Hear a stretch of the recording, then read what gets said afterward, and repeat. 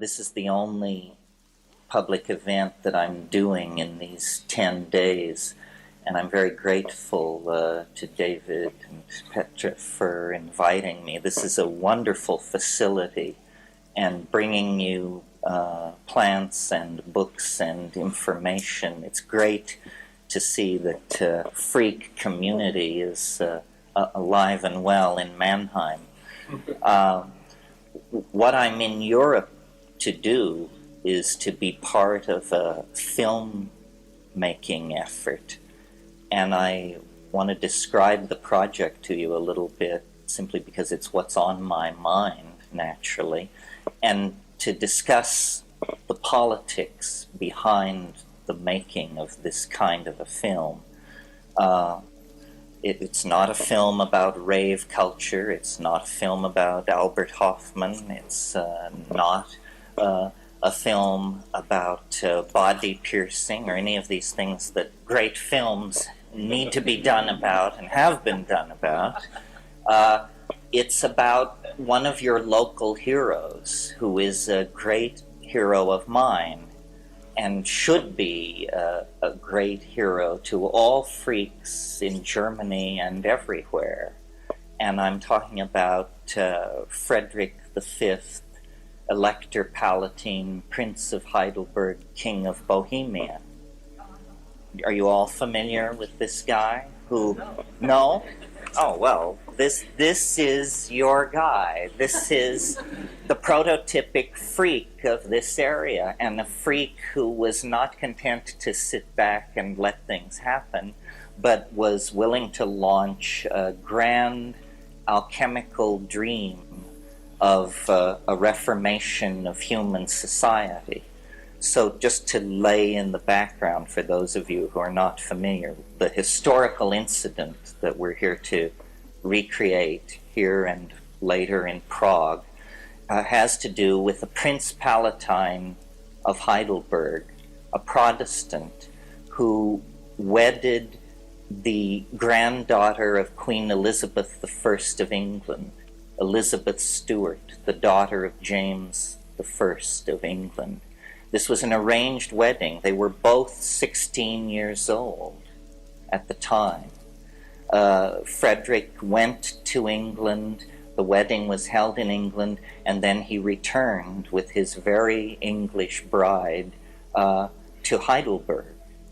And they were the center of a movement of alchemical reformation and revolution that sought to take the Protestant Reformation an enormous leap forward into a new world, to my mind, a very sort of psychedelic world. They were the heirs, the inheritors of the entire medieval worldview. It was folded in to this pair of 16-year-olds who were ruling the Palatinate of Heidelberg. And Frederick was an elector, meaning he was one of the 7 princes who could choose the emperor of what remained of the Holy Roman Empire at that time. And he conspired to become the King of Bohemia. The visionaries moved the entire court from Heidelberg, from the small-time scene of a principality, to Prague, to reoccupy the office of the Holy Roman Empire with an emperor friendly to magic and alchemy, who was the inheritor of a generation-old plan to create an alchemical reformation that had been hatched in the mind of the English alchemist and mathematician John Dee. And the ending of the story is not a happy ending, or perhaps it is. I mean, we can talk about that. On a superficial level, this alchemical dream, this Rosicrucian enlightenment, ended badly because the Habsburgs back in Madrid quickly got wind of what was going on and got an army together and sent it to Prague and laid siege to Prague, and Elizabeth fled to the Netherlands with her children. Frederick was defeated at the Battle of the White Mountain, and the alchemical dream died. And this was really, in some sense, the beginning of the 30 Years' War. And as you know, going into the 30 Years' War, Europe was a place of popes and kings. At the end of the 30 Years' War, it was a place ruled by parliaments and peoples, and the entire medieval world was swept away, and out of the new political dispensation of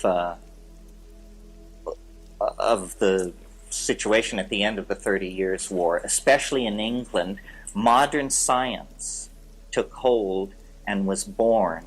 And these angel-dealing, horoscope-casting, alchemy-pursuing visionaries of this Rosicrucian Renaissance became simply objects of historical curiosity, completely incomprehensible to the people who followed them generation after generation after generation, until I submit to you the present. And in the present moment, we, like they, inherit a world whose ideologies are exhausted and can only be refreshed from the margins. And that was what this whole alchemical revolt was about. It was about a suppressed, marginal minority of deeply pietistic, original thinkers, but heterodox, non-Christian, keeping together a tradition that I think has been reborn or rediscovered in our own time. And it's the tradition that nature is a great distillery of complexity, alchemical gold, novelty, connection, whatever you want to call it, in our own time through integrative sciences like ecology and animal behavior and psychology. We have re-understood what was forgotten during the reductionist centuries of modern science. We've re-understood that the world is one thing, and it's a living thing. It's a thing with an intent and a spirit within it. And this is the key concept. The concept that the alchemists and the hermetic dreamers and the occultists of the alchemical and Northern European Renaissance, they were trying to strengthen and condense and distill and make actual this sense of community, this spiritus. Well, then with the rise of modern science, all of that is anathema. And rational analysis tells us that matter is simply atoms flinging themselves through space, obedient to certain mathematical laws that are invariant. And all the creativity, all the sense of connectedness that we experience as living beings, as members of a society, as human beings in contemplation of nature, all of that was denied. And it reaches its ultimate culmination, just as an example, in the kind of statement such as was made by Jean-Paul Sartre, the French existentialist, who said, "Nature is mute." You understand what I mean? Nature gives no clue, he tells you. Man is alone in the cosmos with his complexes and his obsessions. He confers meaning. There is no a priori reality to which ethics or intent can be attached. I reject this. I think the entire message of the psychedelic experience, which is basically the sine qua non of the rebirth of alchemical understanding, the very basis of that understanding is that nature seeks to communicate. All being is pregnant with language. All reality wants to include the human side of nature in its ongoing intent. The problem lies not with nature, but with ourselves, that we are somehow paralyzed, disempowered, doubting, cut from the meat of the thing. Well, so I'm a great believer in propaganda, obviously. I mean, my whole life is about propaganda.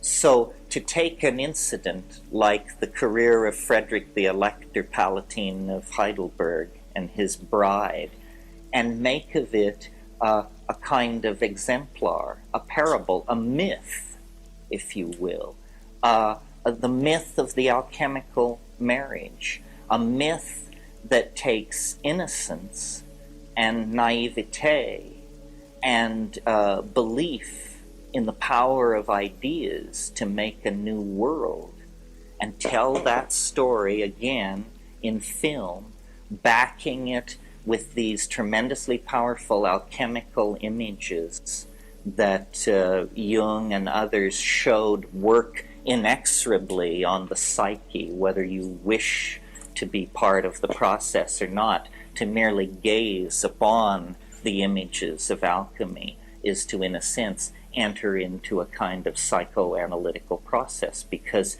what alchemy was, and I should stress this or the rap makes no sense at all, alchemy was not the vulgar pursuit of the transmutation of lesser metals into gold or silver. That was the charlatan's game, played in every market in Europe for centuries among the simple people. But the body of symbols and of literature that accreted around the effort to extract a universal medicine out of nature for the transformation of societies and human beings was in those times of what we call epistemological naivete, meaning that they did not have the strong sense of objective and subjective reality which we inherit from science. So during those eras of epistemological naivete, what was someone's idea about how matter behaves, what was someone's myth of how psyche behaves, could become entangled in a projective experience with material in a chemical vessel. So the processes which we call melting and crystallization and purification and calcinization, processes now well understood through a soulless molecular model of matter, were for them the birth of the red lion, the coming of the double-headed queen, the murder of the hermaphrodite dog, and so forth and so on. They had these outlandish images and outlandish vocabulary because they were trying to create powerful symbols, powerful mnemonic hooks on which to hold the details, and there are many of them, of this extremely complex worldview that, were it not for people like Carl Jung, the Swiss depth psychologist, would have remained completely inexplicable to modern people. It is not chemistry, and it is not myth-building per se, as we inherit from the Greeks. It's a very complicated amalgamation, good alchemical word, very complicated amalgamation of psyche and matter. And the reason I think it is so resonant with our own times is because our generation, generations of people confined within the 20th century, have in a sense, and by an oblique path, recovered that universal medicine that the alchemists dreamed of by going, strangely enough, to some of the most aboriginal and least culturally assimilated to European and American values people in the world. Shamanism is essentially a living tradition of alchemy that is not seeking the stone, but has found the stone. These shamans, these Hivaro, these Witoto, these Cubeo, notice that they have this same epistemic naivete, this inability to distinguish between subjective and objective world through the intercession of Newton and Descartes, that Frederick the Elector and the alchemists around him and the alchemists that preceded them through the centuries had.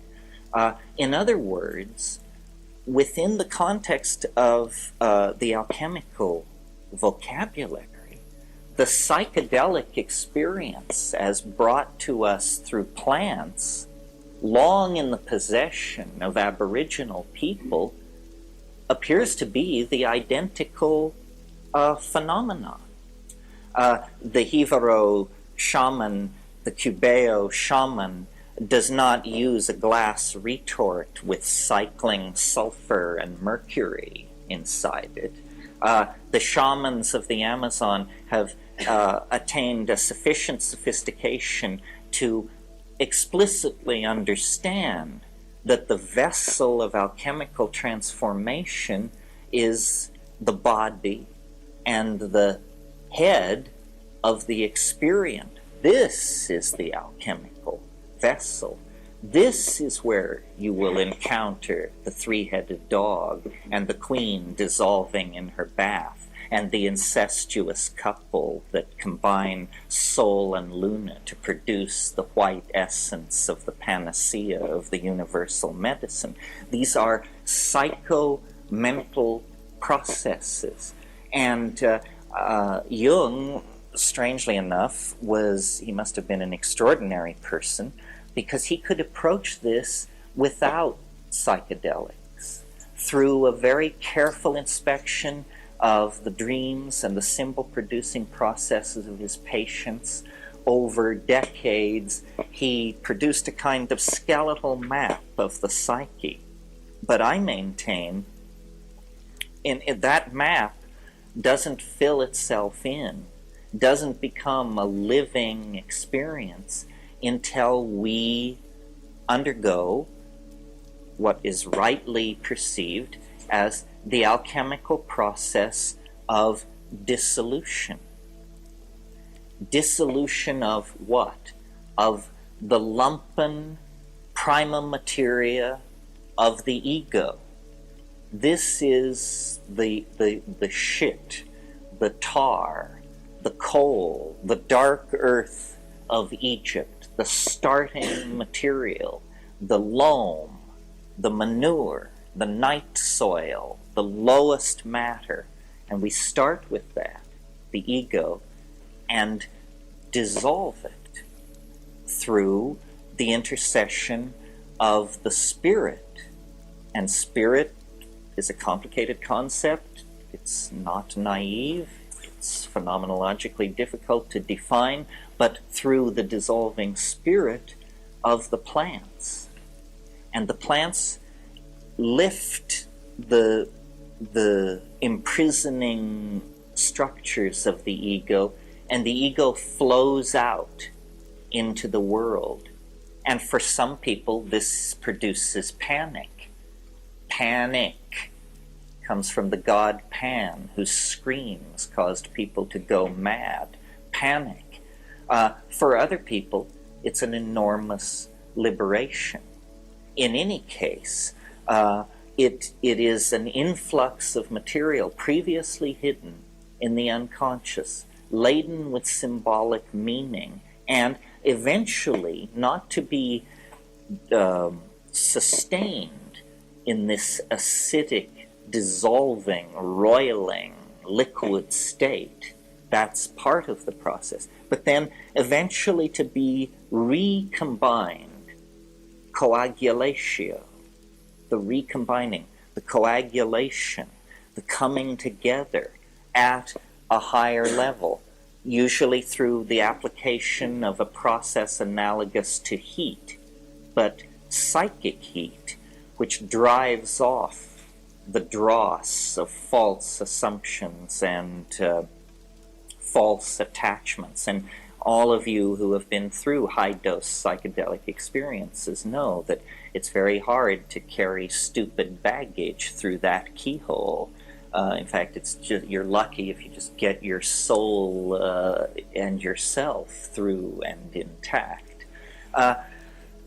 So what we have here, through the psychedelics, among certain marginal populations in the 20th century, freaks of all sorts in all times and places within the 20th century, a kind of almost accidental rediscovery of these alchemical truths. Well, okay, so that's good. That's one level. We can do self-directed psychotherapy on ourselves with psychedelic substances out of plants, and we can use alchemical symbolism to guide this process, and that's all very interesting. But so what? I mean, what's so great about it? Well, I think there's one of the most famous of all alchemical axioms is as above, so below, meaning always that in every small part of reality there is a tiny reflection of the great overstructure of reality, and in the largest structures are hidden the secrets of the smallest, and vice versa. We also have rediscovered this principle in the 20th century through fractal mathematics. But the psychedelics have brought us back to this alchemical mystery, shorn of any vocabulary for dealing with it, shorn of any real living notion of the spirit. And so we have sought as far afield as the Tibetan Book of the Dead, or Freudianism, or there have been various efforts to cast the psychedelic experience one way or another. The hot one now, of course, is shamanism. And I relate to that because I spend a lot of time in the Amazon and with these kinds of people with these kinds of concerns. But shamanism and alchemy are a seamless enterprise. Alchemy, the connecting figure, if you're interested in this, between the shaman and the alchemist is the smith, the worker of metal. And the shaman and the alchemist, the shaman and the smith in primitive cultures are always associated as brother figures. They both work in metals. Well, what all this means for us beyond the commitment to our own sort of ordering the Wunderkammer of our own private imagination, what it means is important, because if you look around you, the entire global civilization is undergoing some kind of meltdown. The planet itself is now to be seen as a kind of alchemical retort. The prima materia to be transformed are the nuclear stockpiles, the toxic waste dumps, the industrial wastelands, the populations devoid of hope, the populations at threat of infectious and fatal epidemic disease. There is a great deal of prima materia to be worked built on at the historical level of the alchemical process. Trying to manage this rationally with some political ism, fascism, Marxism, capitalism, goes nowhere. It just digs us deeper into the mire and the muck. At the fringes, people like yourselves, people like myself, people I associate, offer endless solutions. Recycling, restraint in childbearing, increased sexual, toleration of unusual sexual styles. Many things are suggested, but nothing happens because the primary agenda of society has not yet been dissolved, has not yet come into a state of fluidity sufficient where a new imprint can be put upon it.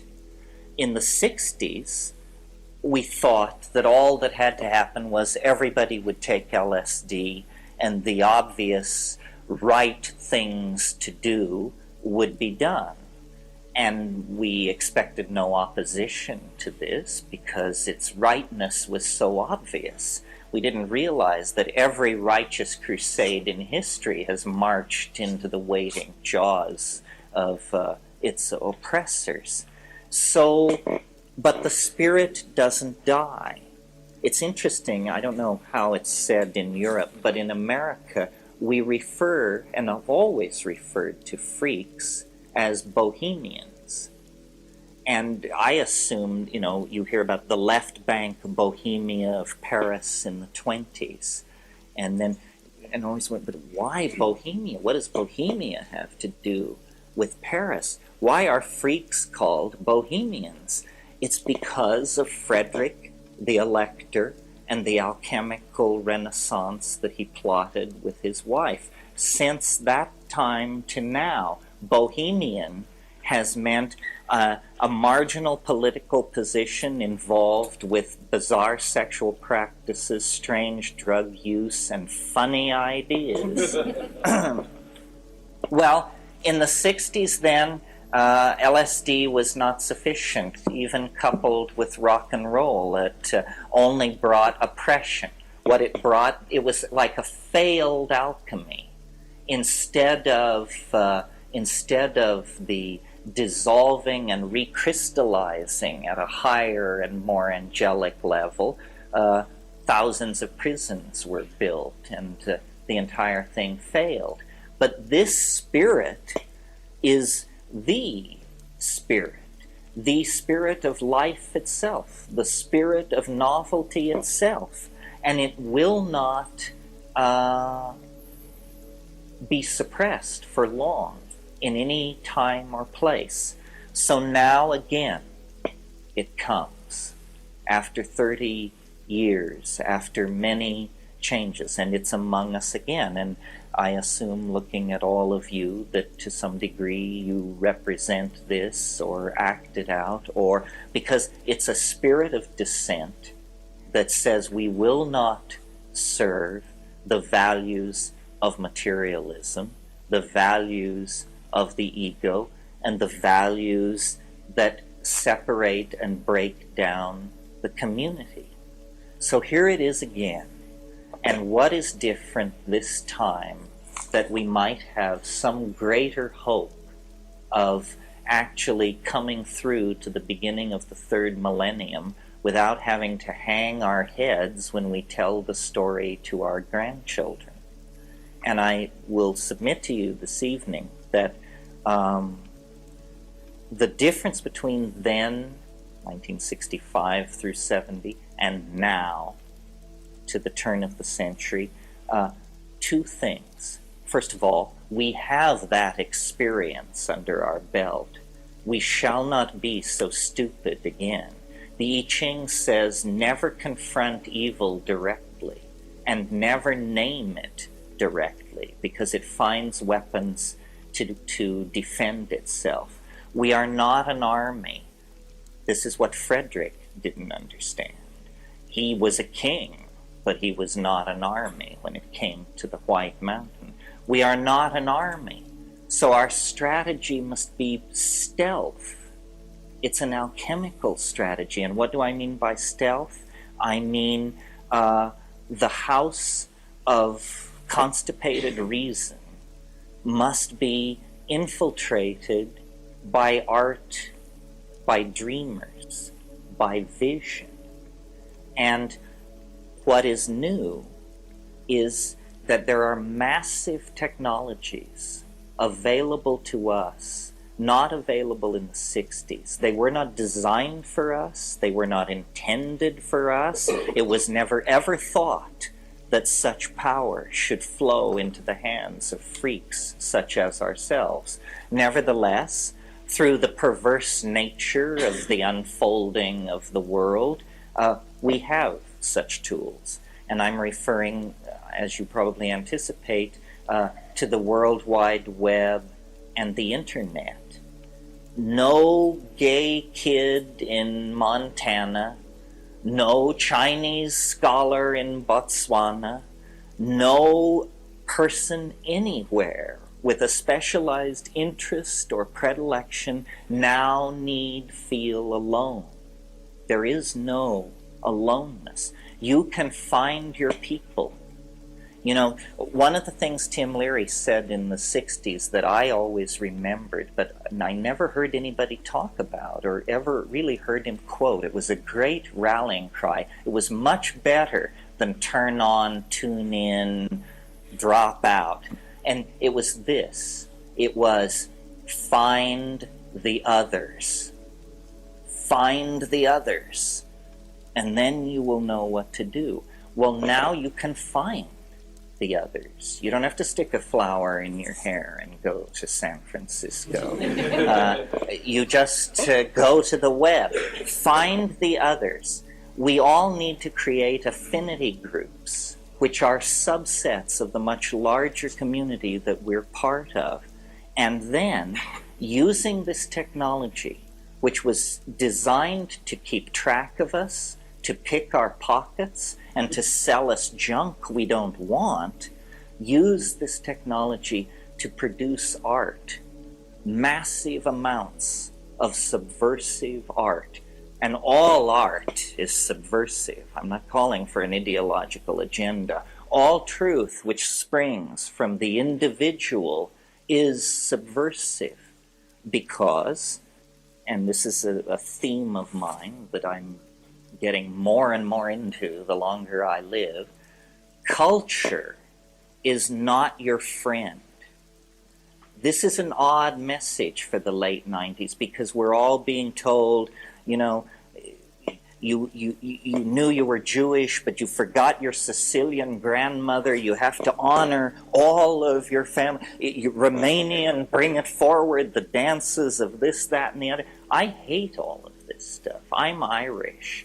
It's a weird thing to be. It's a haunted, twisted people. As a people, all peoples, meaning tribes, have horrible stories to tell about who they did under and who they screwed over. And when you're asked to identify with your culture, you're asked to take this on. I reject it. My brother, years ago, invented this term. He called it extra-environmental. He said, this is what we want to be. We don't want to be Americans or Germans or English. We want to be extra-environmentalists. Always feel wherever you go that you are a stranger, the outsider, the one looking in. This is the viewpoint that makes all places the same to you. There's a wonderful English poet and writer, Rudyard Kipling, and he wrote a children's short story called The Cat Who Walked by Himself. And it's a story of how the dog came to the cave of man and would lay at the man's feet. But the cat would never come. And when the woman asked the cat why it would never come, it said, I am the cat who walks by himself, and all places are alike to me. And I think transcending our cultures is going to be extraordinarily necessary for our survival. I don't think we can carry our cultures through the keyhole of the stretch of the next millennium. Well, how do you shed your culture? How do you transcend your culture? By digging into your soul with the tools that have been given you to make art. This is how cultures are transformed, by art which flows up and actually submerges the previous cultural forms. I mean, the Baroque gave way to later periods simply out of exhaustion. But notice, a style can exhaust itself and still continue, as mannerism did out of the Renaissance, for example. And when these exhausted styles are allowed to continue, they become toxic. They become moribund. It's like keeping a corpse around the house. There is an obligation to overthrow that, to produce the new, to produce the novel. And by the novel, I don't mean the literary form, I mean all things new. And then it is not the function of the artist to be the critic. The winnowing out, the deciding what is good from what is bad comes later. And that's a community process. The community decides what is good and bad art, but the individual should pour this forth. I mean, this is what you are. You are some kind of a mystery suspended between two eternities. And in that moment, when a mind looks out at a world and asks the question, what is it? In that moment, art can be created. And it is the only form of immortality that I have any certainty of. And it's available to everyone. And at the present moment, I make no distinction between art and technique. I mean, to my mind, these things are the same thing. A great turning point is in the offing. The world is changing. It's changed before, but not for a long time in our lives. Not since before our lives. But now it's changing. And there are many, many possibilities.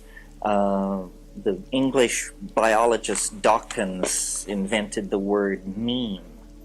Do you all know what a meme is? It's the smallest unit of an idea. It's like what a gene is to biology, a meme is to ideology. And so our task is to create memes. Madonna is a meme. Catholicism is a meme. Marxism is a meme. Yellow sweaters are a meme. Create memes. Rainbow-colored dreadlocks are a meme. Launch your meme boldly and see if it will replicate, just like genes replicate, and infect and move into the organism of society. And believing as I do that society operates on a kind of biological economy, then I believe these memes are the key to societal evolution. But unless the memes are released to play the game, there's no progress. So I think the obligation on people such as ourselves, and I assume probably without exception, everybody in this room falls into the upper 5% of the Earth's population in terms of wealth, education, and freedom. Even if you're some poor, pierced metalhead from the dark side of Mannheim, you have a better situation than most people on this planet, a better chance at actually reaching out toward the machinery that shapes reality and having an impact. Well, so then the question becomes, or for some people it's, well, but I have nothing to say. or I have nothing to paint, or I have nothing to communicate. Well, clearly you're not taking enough drugs then. That excuse simply will not be tolerated. If someone finds that decadent or flippant or destructive, then they don't understand what these psychedelic substances are.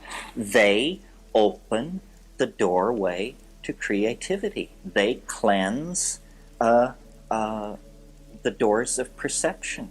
And then, as Blake said, reality is perceived as it truly is, as infinite. Part of what is wrong with our society, and hence with ourselves, is that we consume images. We don't produce them. We need to produce, not consume media. The media is a huge issue. You can't escape it. So what are you going to do about it? The only solution is to drive it, to take charge. Otherwise, you will be poisoned by it. And as more and more people are waking up to this, essentially we are seeing, I think, a huge artistic revolution, a revolution in values that reaches into science, that reaches into politics, that reaches into every aspect of life, but that is coming from the imagination, thoroughly stimulated and activated by the discovery of all these natural and synthetic substances which perturb the mind. And I'm not denying that a certain amount of social chaos goes along with this, but on the other hand, I can point to pretty psychedelically pure centuries like the 13th in Europe, and there was still plenty of social chaos going on. I don't think you can lay social chaos at the feet of psychedelics. I think social chaos is an inimical part of the system. What psychedelics do is they give a direction to that chaos, a dimension of vertical ascent, because inevitably out of the psychedelic situation emerges not despair, not self-indulgence, but wild-eyed idealism. That's the inevitable product of any psychedelically driven social process. How well that idealistic idea then brokers its way to the throne, if it does, is another issue. I don't know if I've hit this technological thing hard enough. I hope that you all avail yourselves of the power of the internet. In years past, in speaking to audiences in America, it was maddening to me to find that the environmentalists, the feminists, the gays, the psychedelic people, and I'm not sure if I got everybody, and the space people, the colonization people, none of these people had anything to say to each other. They didn't seem to realize that their marginality united them far more than any difference they might perceive in their positions. And they didn't seem to realize that their political disempowerment was a product of their inability to make common cause with people similarly motivated or similarly motivated toward social change.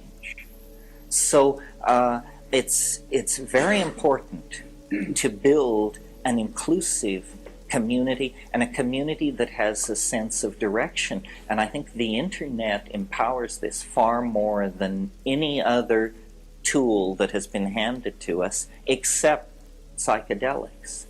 And if you take psychedelics and the internet and music and put all of that together, you have the basis for a new community that is wider and deeper than you know.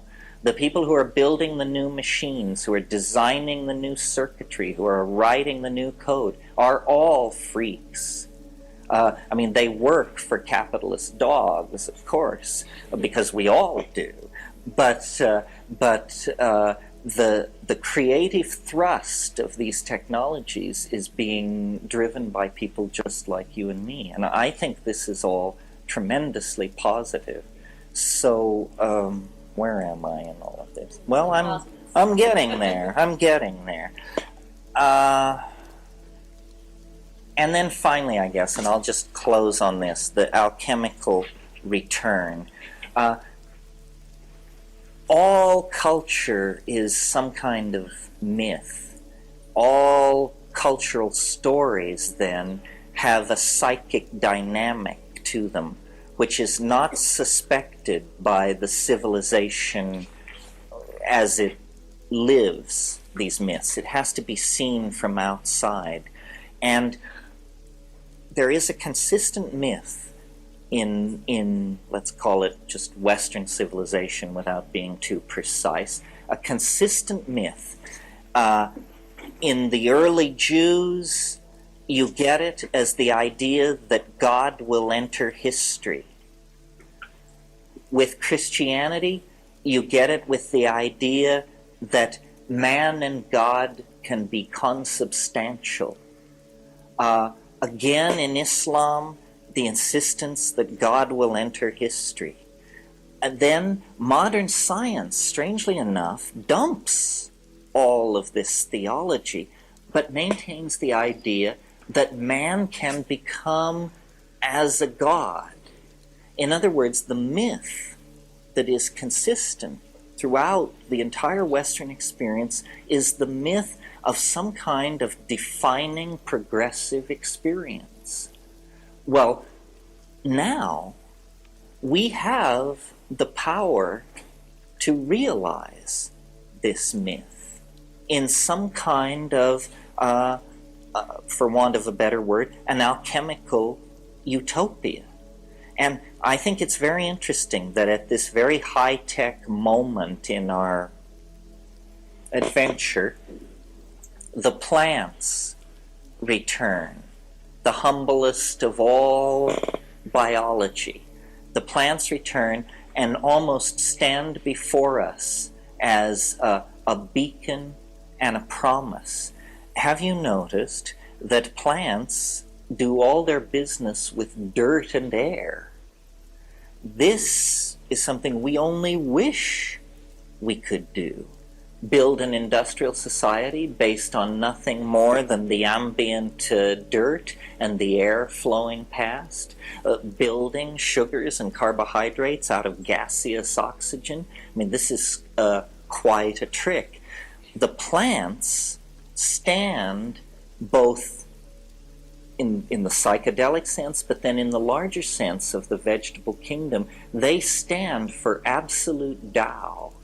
They stand for the correct way for life to relate to its environment, effortlessly recycling, vegetatively propagating when necessary, sexually propagating when necessary, immune to pain, patient to the tune of centuries, always building up structure, always maintaining a leavening effect upon the land.